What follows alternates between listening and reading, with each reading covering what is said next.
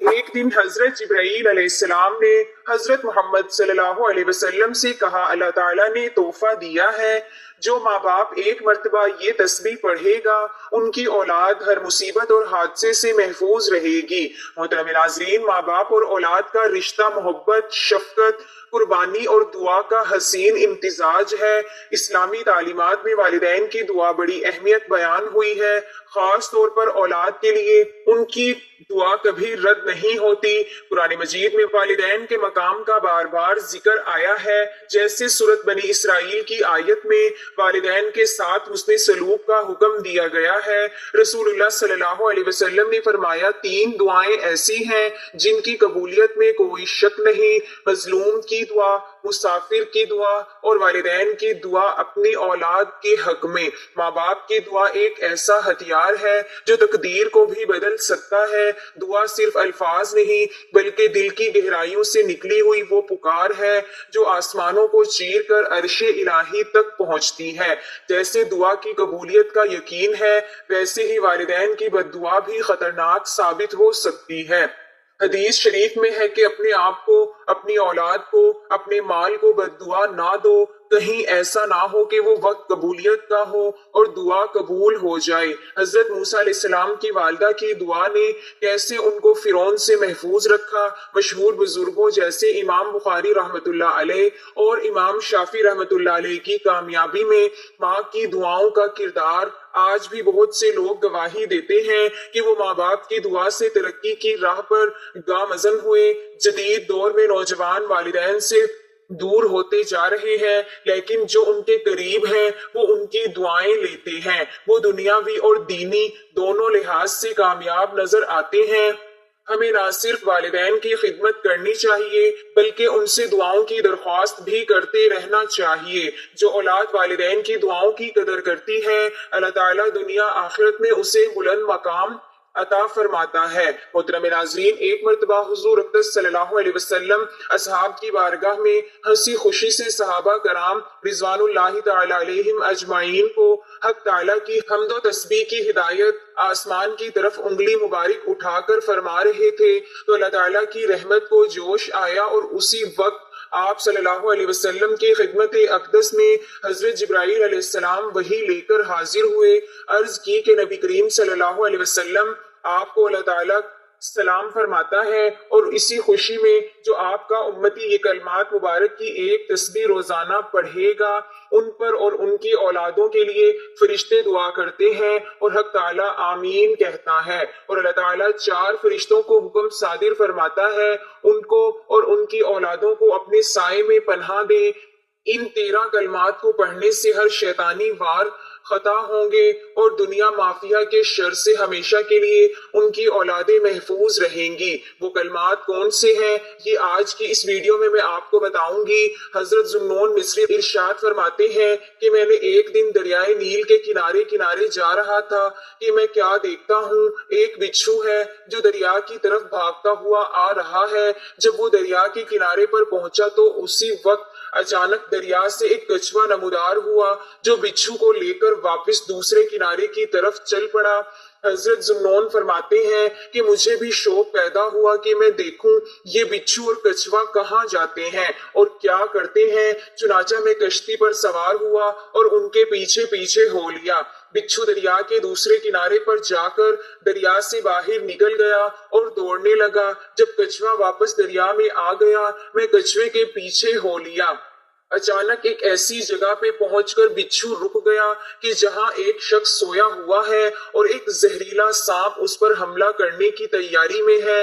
बिच्छू ने सांप पर हमला किया और सांप ने बिच्छू पर। सांप और बिच्छू तो एक दूसरे के जहर से मर गए, लेकिन अल्लाह ताला ने उस जवान को बचा लिया। खुदा मालूम, जब हम सोते हैं तो खुदा ताला किन किन मुसीबतों से हमारी हिफाजत फरमाता है। तो मैंने इस नौजवान को जगाया, उससे पूछा, तुमने ऐसा कौन सा नेक अमल किया है जो तुम्हारे लिए अजियत करीब होकर भी तुम्हें छू ना सकी। तो उस नौजवान ने कहा, मेरे माँ बाप ये तस्बीह मुबारक पढ़ते हैं, मैं उन्हीं की बदौलत हर हादसे से महफूज रहता हूँ। जब हजरत जिब्राईल अलैहिस्सलाम सरवरे कौनैन नूरे मुजस्सिम सल्लल्लाहु तआला अलैहि वसल्लम की खिदमत अक़दस में हाजिर हो गए اور آپ صلی اللہ علیہ وسلم سے گفتگو کی تو تمہیں اس پر تعجب نہیں کرنا چاہیے، کیونکہ ہر پیغمبر کو اس کے مقام و مرتبے کے مطابق حق تعالیٰ نے معجزات عطا فرمائے ہیں۔ بلندی بہرحال آسمان کو ہی نصیب ہے۔ حضرت جبرائیل علیہ السلام نے عرض کی، یا رسول اللہ صلی اللہ علیہ وسلم، جس نے آپ کو اپنا مقصود بنا لیا وہ اس دنیا میں اور آخرت میں کامیاب ہو گیا، اور جس نے آپ صلی اللہ علیہ وسلم کی حمایت میں کوشش کی وہ بھی کامیاب ہو گیا۔ جس کی پکار و فریاد میں آپ صلی اللہ علیہ وسلم کی محبت موجن ہو وہی آپ کی محبت کے کپڑے زیب تن کرتا ہے، اور قیامت کے روز ان کی مغفرت آپ ہی کی شفاعت سے نصیب ہوگی۔ کسی غزوہ میں آپ صلی اللہ علیہ وسلم قضائے حاجت کے لیے تشریف لے گئے۔ حضرت اسامہ بن زید رضی اللہ تعالی عنہ آپ کے ساتھ تھے۔ آپ صلی اللہ علیہ وسلم نے انہیں حکم دیا کہ کھجوروں کے درختوں اور پتھروں کو میری طرف سے پیغام دے دو کہ وہ میرے لیے پردہ اور حفاظت بنے۔ حضرت اسامہ رضی اللہ تعالی عنہ کا کلام سنتے ہی درختوں نے اپنی اپنی جگہ سے چلنا شروع کر دیا اور پتھر بھی سرکنے لگے، حتیٰ کہ درخت اور پتھر ایسے جڑ گئے جیسے دیوار کی مانند ہو گئے۔ جب آپ صلی اللہ علیہ وسلم قضائے حاجت سے فارغ ہو گئے تو یہ سب آپ کے اشارے پر اپنی اپنی جگہ پر واپس چلے گئے۔ ایک مرتبہ ببول یا بیری کا درخت سلام کے لیے حاضر ہوا، آپ کا طواف کیا اور واپس اپنی جگہ چلا گیا۔ حضرت عبداللہ بن مسعود رضی اللہ تعالی عنہ سے ایک حدیث مروی ہے کہ جنات نے آپ صلی اللہ علیہ وسلم سے عرض کیا کہ آپ کے دعوے نبوت اور رسالت کی گواہی کون دیتا ہے؟ آپ صلی اللہ علیہ وسلم نے فرمایا، فلاں درخت۔ آپ کی بارگاہ میں وہ درخت جڑوں سمیت زمین چیرتا ہوا حاضر ہوا، اس کے چلنے سے آواز سنائی دے رہی تھی۔ جب یہ جنات نے معجزہ دیکھا تو اسی وقت آپ صلی اللہ علیہ وسلم پر ایمان لائے۔ محترم ناظرین، ایک مرتبہ طائف کے غزوہ میں آپ صلی اللہ علیہ وسلم رات کے وقت تشریف لے گئے۔ رات کا اندھیرا کافی گہرا ہو چکا تھا۔ آپ کے راستے میں بیری کا درخت آ گیا، تو جب آپ اس کے قریب پہنچے تو وہ درخت خود بخود دو ٹکڑے ہو گیا۔ آپ کا راستہ صاف کر دیا۔ تھوڑا سفر اور طے کیا تو آپ صلی اللہ علیہ وسلم نے ایک وادی میں ایک درخت کی ٹہنی کو آواز دی، وہ آپ کے حکم کی تعمیل کرتی ہوئی زمین چیرتی ہوئی حاضر ہوئی۔ اللہ تعالیٰ کی قدرت سے جو دینے والا اور روکنے والا ہے وہ آپ کے پاس رکی رہی، پھر آپ نے اسے واپسی کا حکم دیا تو وہ چلی گئی۔ ایک مرتبہ ایک اعرابی نے ہدایت پانے کی خاطر آپ صلی اللہ علیہ وسلم سے کوئی دلیل طلب کی تو آپ نے اس کی موجودگی میں کھجور کے درخت کو حکم دیا۔ وہ درخت بارگاہ رسالت میں حاضر ہو گیا، پھر آپ کے حکم سے اپنی جگہ واپس چلا گیا۔ حضور صلی اللہ علیہ وسلم ایک دن مکہ شریف کے باہر قریبی آبادیوں میں تشریف لے گئے۔ آپ جس درخت یا پتھر کے قریب سے گزرتے وہی آپ کو سلام و نیاز عرض کرتا۔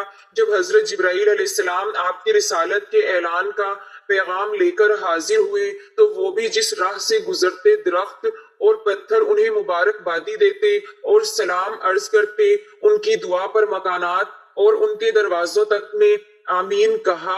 آپ صلی اللہ علیہ وسلم جب بھی کسی درخت یا پتھر کے قریب سے گزرتے تو وہ آپ کے لیے سجدہ ریز ہو جاتے۔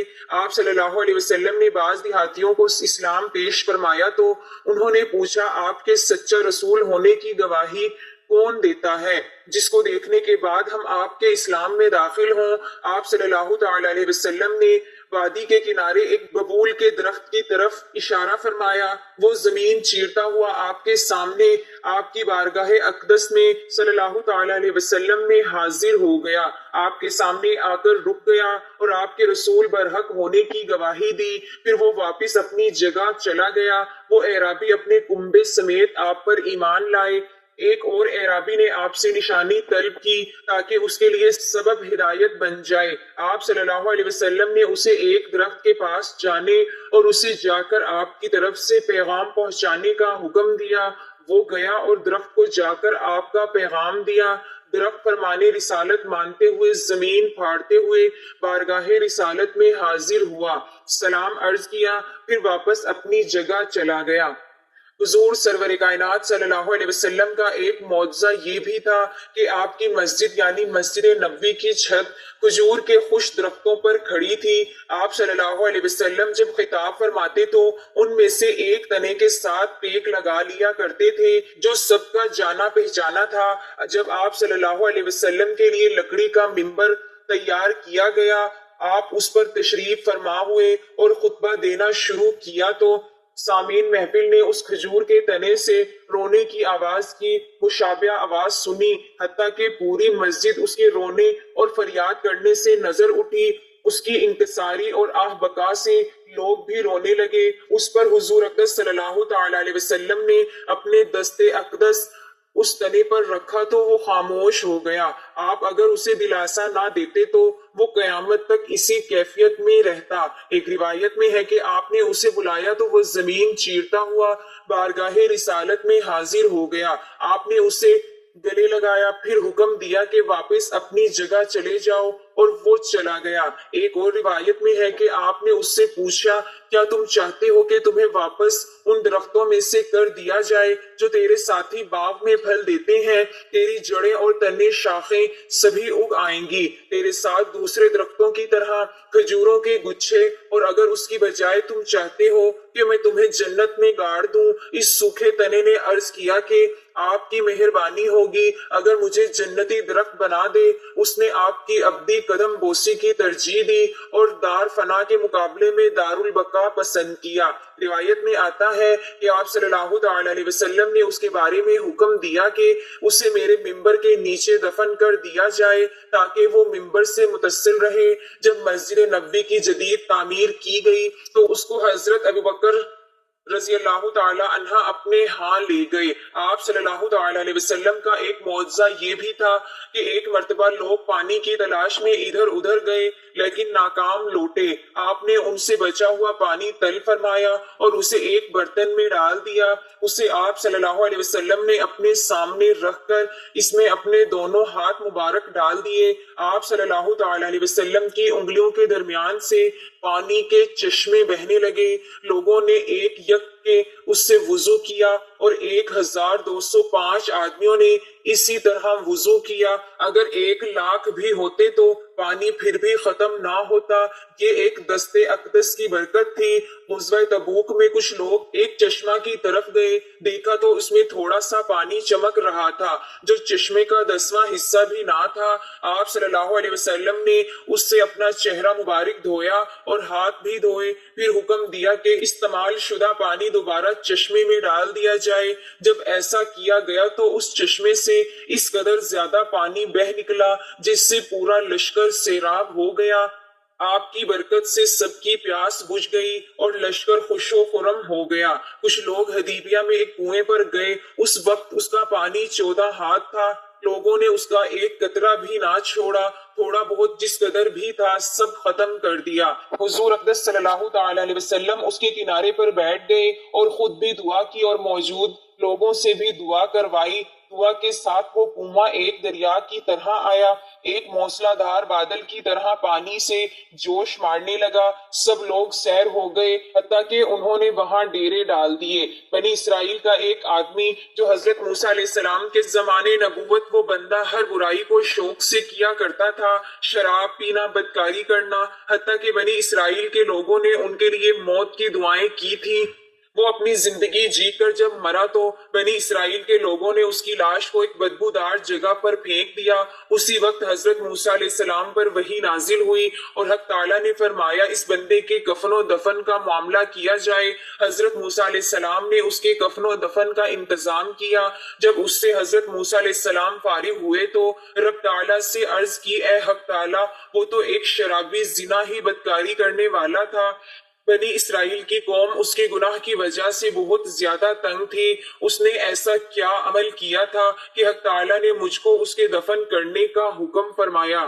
حق تعالیٰ نے فرمایا، اے موسیٰ، تو نہیں جانتا ایک مرتبہ وہ شراب پی کر جہاں تمہاری قوم نے اس کی لاش کو پھینکا ہے یعنی بدبودار جگہ پر، وہ وہاں سے گزرا تو ایک صحیفے پر لکھا تھا، یعنی ایک اوراق پر لکھا تھا جو آخری نبی حضرت محمد صلی اللہ تعالی علیہ وسلم پر درود شریف پڑھ لے گا وہ جنت میں جائے گا۔ تو اس نے میرے محبوب پر درود شریف پڑھا تھا، مجھے کیسے گوارا تھا کہ وہ جہنم میں جائے۔ اس کی ذات اقدس پر درود شریف کی فضیلت بھی بیان تھی۔ جب انہوں نے وہ اوراق پڑھا تو آپ صلی اللہ علیہ وسلم پر درود شریف بھی پڑھ دیا تو وہ شخص جہنم سے خلاصی پا کر جنت پا گیا۔ درود شریف پڑھنے والے پر اللہ تعالیٰ کی رحمتیں برستی ہیں، اس کے فرشتے درود بھیجنے والے پر سلامتی کی دعائیں کرتے ہیں، اور نبی کریم صلی اللہ علیہ وسلم درود شریف کا جواب عطا فرماتے ہیں۔ درود شریف پڑھنے سے اعمال پاکیزہ ہو جاتے ہیں اور دل صاف، درجات بلند اور گناہ معاف ہوتے ہیں، اور نام اعمال میں احد پہاڑ کے برابر ثواب لکھا جاتا ہے۔ خصوصاً کثرت سے درود پڑھنے والے کو اللہ تعالیٰ کا قرب حاصل ہو جاتا ہے۔ آقا کریم صلی اللہ تعالی علیہ وسلم کی زیارت نصیب ہوتی ہے، حتیٰ کہ حضور اقدس صلی اللہ تعالی علیہ وسلم کی شفاعت اور عرش کا سایہ، حوض کوثر کی جام اور جہنم سے چھٹکارا ملے گا۔ کثرت سے درود شریف پڑھنے والے کو دنیا آخرت کے تمام کام پورے ہو جاتے ہیں۔ یہی نہیں بلکہ اس میں بے شمار فائدے ہیں، یعنی کہ مال و دولت میں برکت، مصیبت و غربت سے نجات، نیکیوں کی محبت اور دشمنوں پر فتح اور نصرت نصیب ہو جاتی ہے۔ کثرت سے درود شریف پڑھنے والے کی نسلوں کو نفع ہوتا ہے، اسے قیامت کی دشواریوں سے جلد نجات اور نبی کریم صلی اللہ علیہ وسلم کا سب سے زیادہ قرب نصیب ہوگا۔ ایک مرتبہ حضور اقدس تخلیق کائنات صلی اللہ تعالی علیہ وسلم خوش ہو کر آپ مسکرا کر اپنے صحابہ کرام رضوان اللہ تعالی علیہم اجمعین کو حمد و تسبیح اور حق تعالیٰ کی اطاعت کا درس دے رہے تھے۔ رب تعالیٰ کی رحمت کو جوش آیا، فرمایا جبرائیل، عرض کی جی رب جلیل، میرے محبوب کے پاس جاؤ اور انہیں یہ خوشخبری سنا دو۔ حضرت جبرائیل علیہ السلام وحی لے کر حضور اقدس صلی اللہ تعالی علیہ وسلم کی خدمت اقدس میں حاضر ہوئے۔ عرض کی رب تعالیٰ آپ صلی اللہ علیہ وسلم سے سلام کہتا ہے اور فرماتا ہے، اے میرے محبوب، تمہارا ہر امتی اگر دن میں 100 مرتبہ یعنی ایک تسبیح آپ صلی اللہ علیہ وسلم پر درود شریف پڑھے گا، میں ان پر اور ان کی اولادوں پر نیکیوں کی بارش کر دوں گا اور ان کو ہر شیطانی وار سے محفوظ کروں گا، اور ان کے لیے فرشتے دعا کرتے ہیں جو دنیا مافیا کے شر سے بھی محفوظ رہتے ہیں۔ ایک بار ثواب کی نیت سے میرے ساتھ بھی درود پاک پڑھ لیں۔ اللهم صل على محمد وعلى آل محمد كما صليت على إبراهيم وعلى آل إبراهيم إنك حميد مجيد اللهم بارك على محمد وعلى آل محمد كما باركت على إبراهيم وعلى آل إبراهيم إنك حميد مجيد۔ ناظرین، اگر آپ درود پاک کی ایک تسبیح روزانہ پڑھیں گے تو آپ کی اولاد دنیا کے ہر میدان میں کامیاب ہوگی اور ان کی زندگی سے ہر قسم کی بلا اور مصیبت دور ہو جائے گی اور وہ ہر حادثے سے محفوظ رہیں گے۔ آپ اس تسبیح کو روزانہ پڑھنے کا معمول بنا لیں اور اس تسبیح کو پڑھ کر اپنی اولاد کے حق میں ضرور دعا کیا کریں۔ انشاءاللہ درود پاک کی برکت سے اللہ تعالیٰ آپ کی اولاد کو بھی رنگ دے گا انشاءاللہ۔ ہم اللہ تعالیٰ سے دست ادب دعا کرتے ہیں ہمیں آپ صلی اللہ علیہ وسلم پر درود شریف پڑھنے والا اور آپ صلی اللہ علیہ وسلم کے احکامات کی اطاعت کرنے والا بنا دیں، آمین یا رب العالمین۔ میری اللہ تعالیٰ سے دعا ہے کہ اللہ تعالیٰ میرا سنانا اور آپ کا سننا اپنی پاک بارگاہ الہی میں قبول و منظور فرمائے، جو مانگا مقدر فرمائے، جو نہیں مانگ سکے بن مانگے عطا فرمائے، آمین ثم آمین۔ اللہ تعالیٰ ہم سب کا حامی و ناصر ہو۔ ناظرین، گزارش ہے کہ اللہ تعالیٰ کے 99 ناموں میں سے کوئی ایک نام لکھ کر کمنٹس میں ضرور شیئر کریں۔ اللہ تعالیٰ ہم سب کا حامی و ناصر ہو، آمین۔ جزاک اللہ۔